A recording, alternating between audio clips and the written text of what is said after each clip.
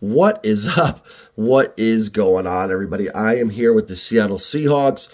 Post-game recap a day later. I apologize for not being in my normal studio setting. We're off visiting family right now. So just kind of doing this with the phone, impromptu. Not impromptu, but doing it on the phone. Old school style, like the old school videos. So I do apologize for lighting and sound not being as good, but I don't think you guys care too much about that. Welcome in. We're going to talk about the Seahawks game yesterday. They fall to the 49ers 31-13. Before I get started, do me a favor, hit the like button, hit the subscribe button. Both help out my channel tremendously. I'm on the road to 3,000 subscribers.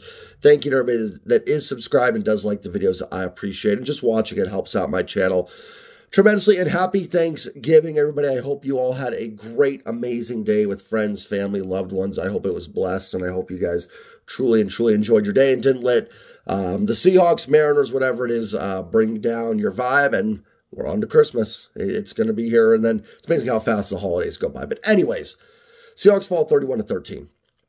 And here's my frustration with the Seahawks. They have played two teams in the last month that I would consider elite teams, Super Bowl contenders, Baltimore and San Francisco. I'm not mad that Seattle lost both of those games. I expect them to. I did not expect the Seahawks to win the game last night. I didn't. But they have not been competitive in these games. They are getting steamrolled by elite teams. Baltimore, non-competitive. Last night, for the most part, non-competitive. A little bit in the third quarter. It got maybe a little interesting, but even there, they cut it to 11 at one point. And they had the ball down 11. Not, a little better than what it was in the first half, but still not extremely competitive. I bet you the win probability for San Francisco was still over 90% that entire time. So better than losing by 3 touchdowns, but still not competitive at all. And that's my frustration here with this team. The 6-5 does not bother me. 6-5 is okay. Not all teams with the same records are created equal, right? Like, you can be a 6-5 team that's super competitive that can go on a run and get in the playoff and get in the Super Bowl. Or you can be 6-5, have a negative point differential, and look like garbage against any quality opponent. I'm still rooting for this team to get in the playoffs. I will never not root for my team to get in because, one, life's too short. Like, I'm just not someone that's going to sit there and be like, oh, tank. And number two, you never know. Like, right, you can get in the playoffs and things can happen. But if this team does get in the playoffs, like, what are they going to do? Like, what's going to happen? They're going to be a 7 seed. They're going to go to San Francisco, Philly, and get boat raced, right? Like, this team's not going to win a playoff game with the way they're playing or the way they're constructed. It's just not happening. They're not competitive. I'm shocked they actually beat the Browns, but, the Browns are kind of in that next tier, right? Like, they're a good team, great defense, but you're still either quarterbacked by Dorian Thompson-Robinson or P.J. Walker. Like, if those guys are off, you can be competitive. The Lions, man. So, well, the Seahawks beat the Lions, Jay. I would say also that was like 10 weeks ago. Nice win, but I even think the Lions are kind of a tier below the Eagles and the Niners and those teams. The Lions are more... I think they're probably a little bit better than Seattle, but they're still... In fact, actually, there's a lot of similarities like Jared Goff and Geno Smith. When things are going right in the offense, they can manage it, but they're just not guys that can bring you back from being down. You know what I mean? So, in my opinion. And the Bengals, they were close, but I'm not even sure how elite the Bengals really are this year, even fully healthy. I think they're good. But they're not an elite team. Seattle's played 2 elite teams, and they haven't been competitive. That was a staple of Pete Carroll's teams. That they would play elite teams and be competitive. Go back to 2011, 2012. That's how I knew this team was on the rise, especially in 2012. Like, I remember a lot of people were frustrated. I think that team was 6-5 as well. But they were competitive against good football teams. They had a Thursday night game in San Francisco in 2012. They lost 13-6. Frustrating game. But they were competitive. They went up against the defending NFC champs, and they were close. You could look at 2 or 3 plays and say, man, if they got that, they'd probably win that football game. I can't do that with what they've done the last games against San Francisco and Baltimore before that. At no point were those games competitive. They're not in the same realm as those teams. So let's get into what the issues are. And I think a lot of fans want to simplify it and, oh, fire Shane Waldron. Now, that's fine if that's where you're at. Shane Waldron has really disappointed me, especially after I praised him early on. And I think Shane's done some good things. I don't think he's a terrible play designer. I think they've had some neat gadget formations and plays that have worked really well, and they've done some good things. And there are some things that are not Shane Waldron's fault, like DK Metcalf dropping passes. That's not Shane Waldron's fault. Nick Bosa beating Logan Forsythe. Wasn't there a Logan Forsythe that played baseball? Stone Forsythe, one-on-one. Nothing they could do. Well, Jay, they needed to double-team Bosa. Guys, the game was like 24-13, 27-13. You've got to have guys out running routes. If the game's 10-10, sure. But at that point, at some point, someone's going to have to go one-on-one against Bosa or Chase Young. There's nothing Shane Waldron can do about that. But there are still frustrating things. If you guys watch, I think it's Marcus Whitman, franchise guy. He does power rankings every week. Really good show. He mentioned with the Seattle offense, feels very discombobulated. Like they run the football sometimes because it feels like they have to run the football. There's just no rhythm. I was going back this week and I watched some games from the early mid-2000s with Mike Holmgren and that offense. And those teams had their flaws too. But you saw a rhythm when Alexander would get going and when Hasselbeck would get rolling. There was a very rhythm, symmetry to it. Like the running game felt like it played off the passing game. Passing game felt like it played off the running game perfectly. It just doesn't feel that way. Now, that could just be because they're not having a lot of success. They haven't scored an offensive touchdown since the first quarter against the Rams. And everything. So it may just be that, but it just very much feels like there's not a lot of symmetry offensively. And it's so frustrating because I can't pinpoint one thing. I talk about Shane Waldron. Do I think Shane Waldron has been good? No, I don't. After praising him early in the year, I think it's been a mess. And I do have questions if Shane Waldron's the right offensive coordinator. But there's other questions too, like Geno Smith. I'm kind of at the point now where just the next good Seahawks quarterback or great Seahawks quarterback is just not on this roster. It's just not. It's not on the roster right now. Geno is fine when the protection is good and things are going well. I think he can make it work, and I think he can run an offense, and I think he's a starting quarterback in this league. But is he a guy to get you from 9 wins to a Super Bowl? I don't think so at this point. I like Geno. I have a Geno jersey. I love the Geno story. And it certainly has been a great redemption arc for him. But I just don't think that he's a quarterback like yesterday. We say well about Russell Wilson. I don't regret the trade at all. I think it was needed. I think the Hawks needed to rebuild the roster around him. But like when Russ was in his prime, he keeps that game competitive. You know what I mean? Like an elite quarterback can do that. Geno just isn't at that level. Things have to go right around him. You can say, well, Jay, that's any quarterback. I don't necessarily think so. I think there are some quarterbacks you can put everything around and they just stink. And I think Seattle's backup is in that situation. I will never, ever think Drew Lock is going to be the answer. I think Drew Lock is terrible. I do not think he's an NFL quarterback. He's a backup that maybe if you can have to start him against the Cardinals or something, or the Panthers can win you a game. Geno is the better quarterback. So for this year, you're getting Geno Smith. There's nothing you can do. You're getting Shane Waldron. They're not going to fire Shane Waldron here with 5-6 weeks to go. But it's all stuff in the offseason that does need to be addressed. The offensive line. They've poured resources into it. It used to be, oh, they're not investing in the offensive line. They're not spending on the offensive line. They've got the number 7 pick in the draft, or number 9 pick in the draft last year at left tackle. Damian Lewis was a 3rd-round pick. They spent money on Evan Brown. Phil Haynes, a 4th-round pick, and Abe Lucas was, a near Pro Bowler as a rookie last year. And I like Charles Cross. I love Abe Lucas. Abe Lucas played 2 quarters of football this season. Sounds like he'll be back next week, and that's awesome. But it's still not a good offensive line. Damian Lewis has moments. You can go back and watch what he did against Quentin Williams and the Jets last year. He dominated. But then there's just moments where he's, Evan Brown started out fantastic this year. And I don't know, it just doesn't seem like he's that good. And it seems like he struggled of late. And Phil Haynes in the same boat. It's still just not a good enough group all around. So it's easy to just say, oh, fire Shane Waldron. And again, that's fine. If they do that in the offseason, I'm at the point now I'm okay with it. But if you think just firing Shane Waldron is going to make this offense magically get better, it's not. If you think going to Drew Lock is going to make this offense better, trust me, it's not. And I know, like, well, Jay, why not give Drew Lock a chance? He hasn't played much.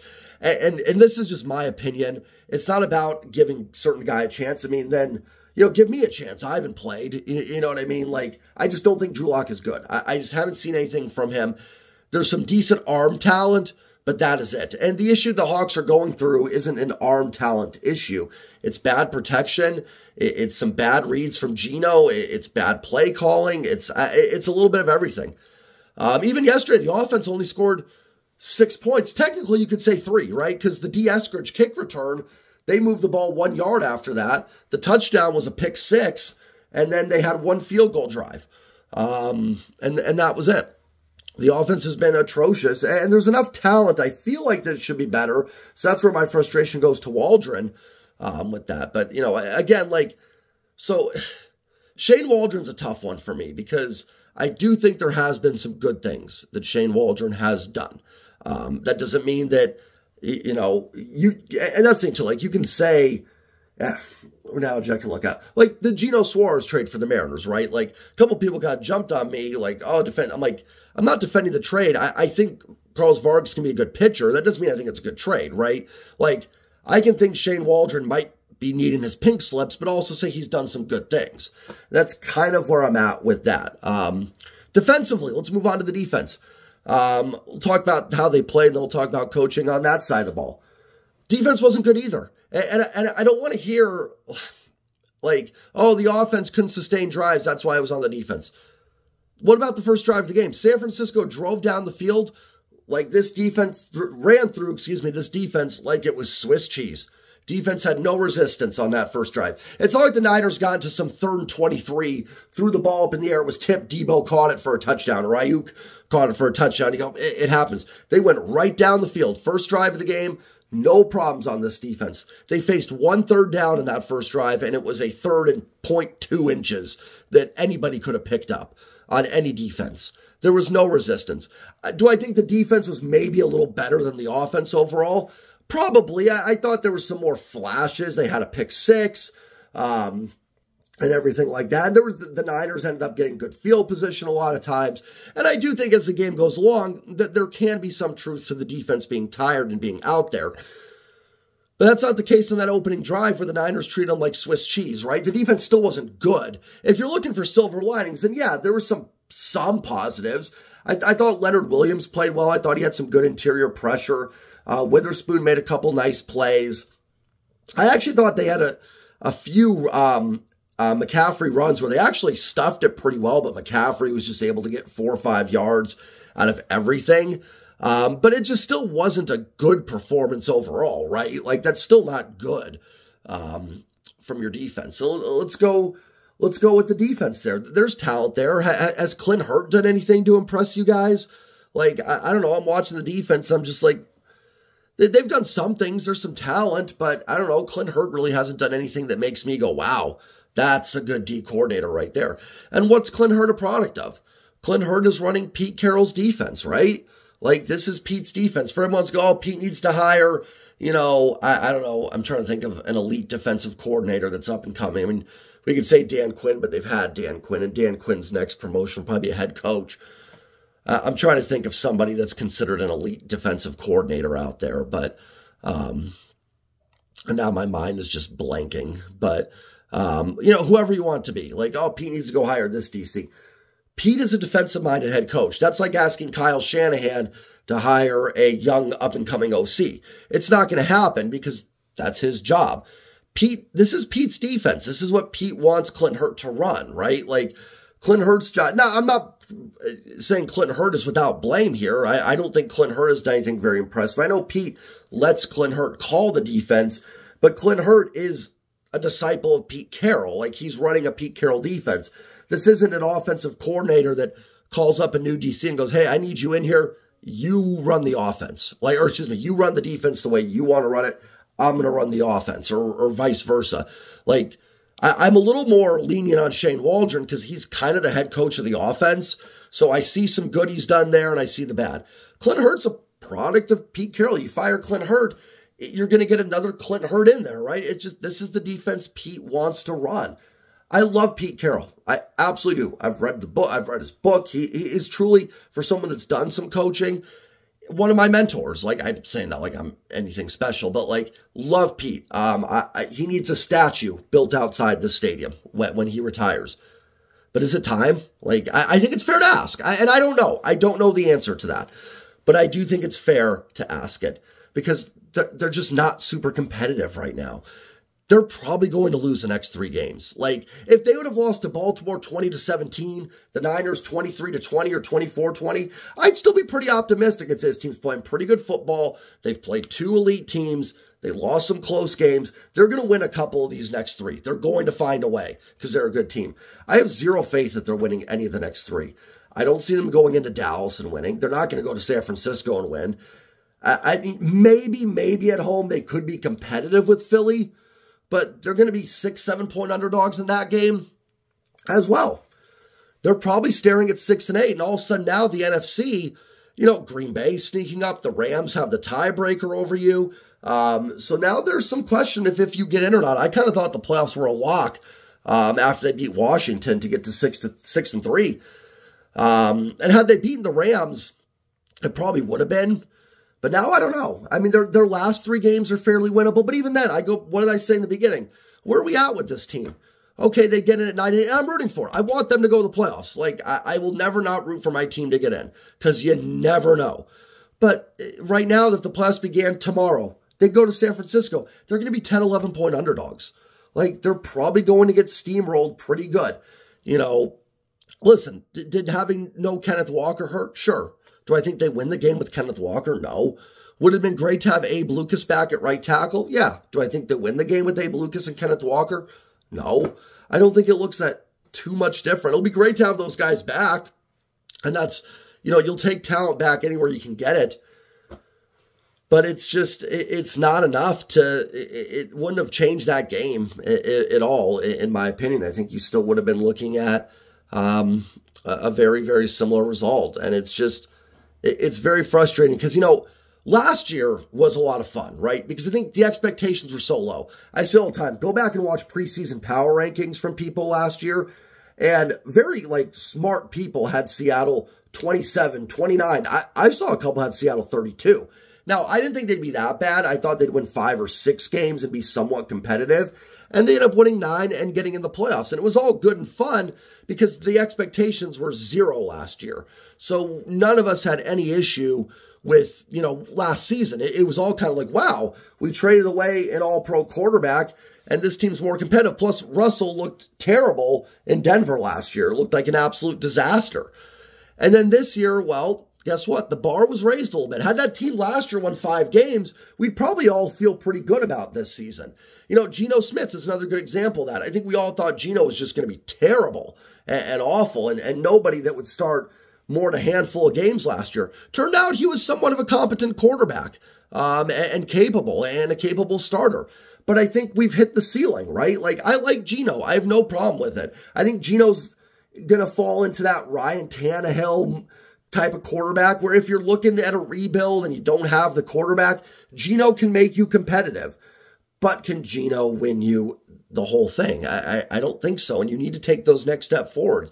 And like I said, I don't think the next great Seahawks quarterback is on the roster where we stand right now. I don't think it is. I think Geno's the best bet right now to win you football games on the roster because I don't think it's Drew Lock or certainly not Brett Rippon. But yeah, that's about, where I'm at with this team. And I think there is some questions about the coaching. I do. Kyle Shanahan and Sean McVay are kind of having their way with this team. I don't think last week McVay necessarily had his way with this team, but it's an undermanned Rams team that swept you this year, right? Like, someone made a point when Seattle's up 13-0 last week on the Rams. That was the biggest lead a Pete Carroll team's ever had in a Sean McVay team. There was kind of this thing a little while ago where Kyle Shanahan owns Sean McVay owns Pete Carroll, and Pete Carroll owns Kyle Shanahan. That was happening. That's done. The Niners have absolutely obliterated the Seahawks the last 4 times they played. Pete Carroll doesn't own Kyle Shanahan. I'm not going to sit here and say these coaches all own Pete Carroll. Pete's great. Pete's a great guy. Like, he's one of the great ambassadors of football. But we're seeing it around the league, right? Like, Look at Pittsburgh. There's people wondering if Mike Tomlin's time there is done. Tomlin's been there since 2007. Bill Belichick is sitting there at 2-8, debating to start Bailey Zappi at quarterback, and has a team that kind of looks like one of the worst teams in the league, truthfully. Now, Pete's team is better than that, but you're seeing it here too, and people starting to wonder a little bit. These are all great coaches, right? Like Mike Tomlin, Bill Belichick, and Pete Carroll are outstanding football coaches. And not as much Mike Tomlin, but, Pete Carroll's going to be 73. Bill Belichick, I don't think, is too far behind. I don't believe that the game has passed these guys by, but they've been here a long time, right? Like the Eagles moved on from Andy Reid. That Andy Reid's been great in Kansas City. That doesn't mean that it was the wrong decision for the Eagles. They needed a new voice. Now, they had to go through Chip Kelly and, Doug Peterson. They've gone through some things with coaches, but sometimes it's just time for a new voice. And I'm not saying it is. Like, this is not me coming in here saying fire Pete Carroll. It's not what this video is at all. But I do think it's a fair debate. I think it is absolutely fair to be questioning the coaching staff and on all sides of the ball. The offense was atrocious yesterday, but I'm not, just because the offense was worse, the defense is not going to pass. They were not good yesterday either. And there is talent on this team, right? Like, this is not a talentless football team here. This is a 6-5 football team that's got some talent, but just isn't putting it together, and they look off. And maybe just, losing will do that, but they just, something doesn't look right. So that's my recap on this game. Remember to like, comment, subscribe. Niners crush Seahawks 31-13. We'll do it again next Thursday. Seahawks at Dallas. We'll see what happens. Like, I'll be rooting for them. You never know. You get a big win next week and things will start tasting a little bit better. But right now, I have a hard time not seeing this team be 6-8 in a few weeks. So we'll see what happens. I'll be back with more videos and more Mariners news if anything drops. Enjoy the rest of your holiday, everybody. Take care and have a great, great Friday. And go Hawks. Peace.